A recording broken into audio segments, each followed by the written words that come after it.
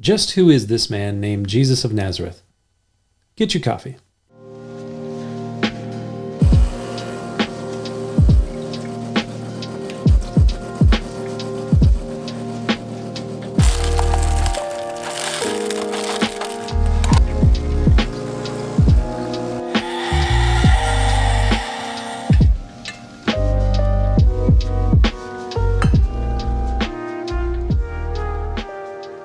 When you get on the subject of Jesus, one thing is clear. There are many different opinions about who or what Jesus was. This isn't only true 2,000 years removed from his life and ministry, it was true during his day as well. He once asked some of his followers, "Who do people think that I am?" And they said to him, "Some say that you're John the Baptist back from the dead. Some think that you might be the second coming of Elijah the prophet, or maybe the prophet Jeremiah, or some incarnation of another one of the Old Testament prophets." There were many different ideas and opinions about Jesus because of what he did and also because of what he taught. Today, when you ask people, "What do you think about Jesus?" Who or what was he?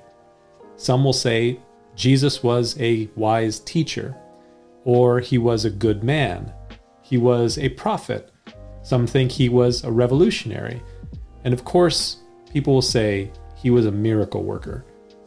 But I think it is important to understand that while Jesus was a good man and a wise teacher, a prophetic voice with sometimes revolutionary ideas, and even a miracle worker, all of those things ultimately were meant to point to his true identity. For example, in the Gospel of Mark, chapter 2, a paralytic was carried to Jesus by 4 men.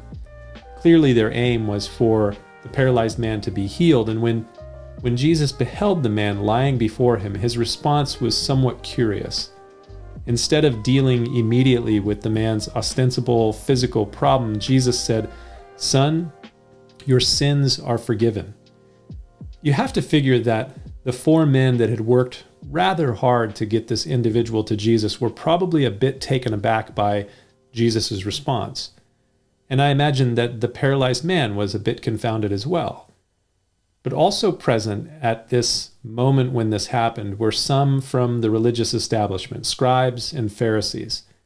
And when they heard Jesus' words, they were dumbfounded, as they thought to themselves, "Why does this man speak blasphemies?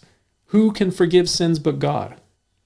That was a valid question, and I would suggest it was the very question that Jesus wanted them to ask.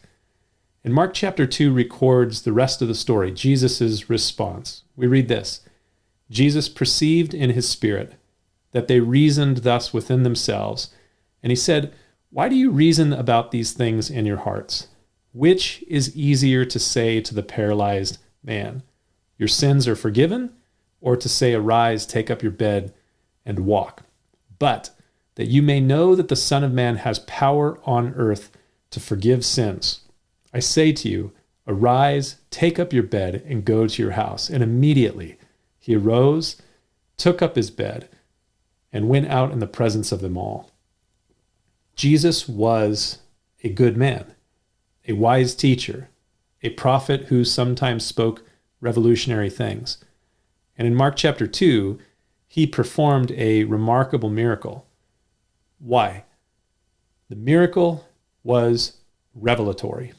It was meant to reveal who Jesus truly was. The religious leaders said, "Who can forgive sins but God alone?" The obvious answer is no one. God alone has the power, the authority to forgive sins. But so that you may know who Jesus, the Son of Man, truly is, that he was and is the only one that has the authority and power on earth to forgive sins, he said to the paralyzed man, "Rise, take up your bed, and go home." And the paralyzed man was healed. The miracles of Jesus were meant to authenticate who he truly was. Something to think about. We'll see you next time.